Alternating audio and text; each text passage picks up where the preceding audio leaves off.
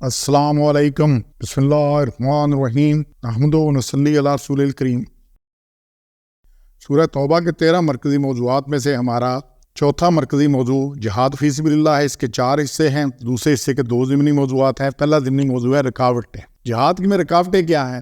یہ ایک آیت ہے 24، اللہ نے بڑی کھل کے بات بیان کر دی ہے۔ اس 24 آیت کو دیکھیے گا کہ تو کہہ دے کہ اگر تمہارے باپ اور بیٹے اور بھائی اور عورتیں اور برادری اور مال اور جو تم نے کمائے ہیں اور سوداگری جس کے بند ہونے سے تم ڈرتے ہو اور حویلیاں جن کو پسند کرتے ہو تم کو زیادہ پیاری ہیں اللہ سے، اس کے رسول سے اور لڑنے سے اس کی راہ میں، تو انتظار کرو یہاں تک کہ بھیجے اللہ اپنا حکم، اور اللہ راستہ نہیں دیتا نافرمان لوگوں کو۔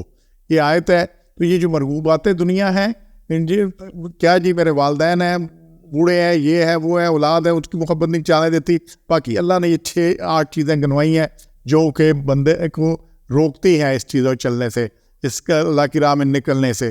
اللہ نے کہا کہ یہ مرغوبات دنیا جو ہے نا، یہ اگر جہاد سے ترک کرنے والے لوگ کون ہیں؟ ان کی وجہ سے نافرمان لوگ ہیں۔ اللہ ان کو ان رکاوٹوں کو توجہ کرنی ہے۔ ہر کوئی کسی نہ کسی وجہ سے اس رکاوٹ کی زد میں آیا ہوا ہے۔ اس کے بعد جی دوسرا موضوع ہے جی اس کے ساتھ ضمنی موضوع، وہ ہے کن سے اور کب تک جہاد کن سے ہے؟ یا 29 نمبر آیت میں سے ہے کہ اللہ تعالیٰ اور آخرت پر ایمان نہ لانے والوں سے ہے، جو اللہ تعالیٰ اور رسول اللہ صلی اللہ علیہ وسلم کی حرام کردہ چیزیں اور افعال کو حرام نہیں سمجھتے، اہل کتاب جو دین حق اسلام قبول نہیں کرتے، اس وقت تک لڑو جب تک وہ ذلیل ہو کر جزیہ نہ دے۔ 29 نمبر آیت ہے جی، اس میں اللہ نے یہ بڑی کلیئر باتیں کی ہیں کہ کیا ہے، لڑو ان لوگوں سے جو ایمان نہیں لاتے اللہ پر اور اس کے آخرت کے دن پر، نہ حرام جانتے اس کو جس کو اللہ نے حرام کیا ہے، اس کے رسول نے کیا ہے، اور نہ قبول کرتے ہیں دین سچا ان لوگوں میں سے جو اہل کتاب ہے، یہاں تک کہ وہ جزیہ دیں اپنے ہاتھ سے ذلیل ہو کر۔ یہاں پہ یہ بات کلیئر کر دی گئی ہے کہ جزیہ کفار سے جنگ کا یہ مقصد نہیں کہ وہ ایمان لے آئیں اور دین حق کے پیرو بن جائے، بلکہ یہ ہے کہ ان کی بالادستی اور خود مختاری ختم ہو جائے، تو زمین پر حاکم بن کر نہ رہے بلکہ تابع اور مطیع بن کر رہیں۔ اور دوسرے، اللہ کی حرام کردہ اشیاء کو حلال کرنا گناہ ہی نہیں کفر ہے، اس طرح حلال کو حرام کرنا بھی کفر ہے، اور حرام کو حرام سمجھتے ہوئے عملی غلطی کفر نہیں بلکہ فسق اور گناہ ہے۔ تو یہاں پہ یہ ساری بات ہے یہ آ رہی ہے۔ اور پھر کفر و شرک اور اللہ اور رسول صلی اللہ علیہ وسلم سے بغاوت جرم ہے جس کے سزا قتل ہے۔ جزیہ کفار سے سزائے قتل رفع کرنے کا معاوضہ ہے۔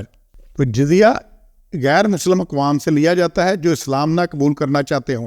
اب مسلمان جو علاقے فتح کر لیں ان کو آزادی ہے، وہ اپنے پرانے مذہب پہ رہنا چاہتے ہیں رہیں، اسلام قبول کرنا چاہتے ہیں اچھی بات ہے، نہیں کرتے رہیں، لیکن پھر کیا ہوگا؟ مسلمانوں پر زکوٰۃ فرض ہے لیکن غیر مسلم اقوام پر زکوٰۃ کی بجائے جزیہ ادا کریں گے۔ جزیہ کی شرح اس قوم میں ان کی مالی حیثیت کے مطابق کم بیشی ہو سکتی ہے۔ اسلامی حکومت جزیہ کے عوض اس قوم کو دفاعی ذمہ داریوں سے سبکدوش کر دیتی ہے، اور ان لوگوں کو اپنی مذہبی افعال کی ادائیگی کی پوری اجازت ہوتی ہے۔ تو جزیہ صرف ان افراد پر عائد ہوتا ہے جو لڑنے کے قابل ہوں، بچے، بوڑھے، عورتیں، معذور اس سے مستثنیٰ ہیں، ان پہ جزیہ نہیں لگتا۔ جزیہ اس قوم کی مالی حالت کے مطابق لگایا جاتا ہے۔ جزیہ کی وصولی میں انتہائی نرمی اختیار کی جاتی ہے۔ تو یہ اللہ نے کیا کہ کن سے لڑنا ہے؟ جو بے ایمان لوگ ہیں، جو ایمان نہیں لاتے۔ اس آیت کو تسلی سے دیکھیے گا۔ اور حلال کو حرام کیا ہوا ہے، حرام کو حلال کیا ہوا ہے، یہ سارا خنزیر حلال، کسی شریعت میں خنزیر حلال نہیں رہا۔ ٹھیک، جب حضرت عیسیٰ آئیں گے قیامت کے قریب تو خنزیر کو ذبح کر دیں گے، یہ خود ہی یہ باقی بھی حرام چیزیں حلال کی ہوئی ہیں، حلال چیزوں کو حرام کیا ہوا ہے، یہ سارا کچھ اللہ کہتا ہے ان سے لڑو، ان سے لڑو، ٹھیک ہے نا۔ تو یہ، اور اگر نہیں، اگر یہ جب آئے تو پھر یہ ذلیل ہو کر رہے، ان کا دنیا پہ غلبہ نہیں ہونا چاہیے، ان کے نظام نہیں چلنے چاہیے، ان کی بالادستی نہیں ہونی چاہیے، اور یہ نیچے بن کے رہیں، اور اس کے لیے جزیہ دیں۔ تو اس وقت تک لڑو جب تک یہ ذلیل ہو کر جزیہ نہیں دیتے۔ 29 نمبر آیت ہے۔ تو ہم نے انشاءاللہ ان دونوں چیزوں کو دیکھنا ہے۔ سبحان ربک رب العزت عما یصفون، السلام علیکم ورحمۃ اللہ رب العالمین۔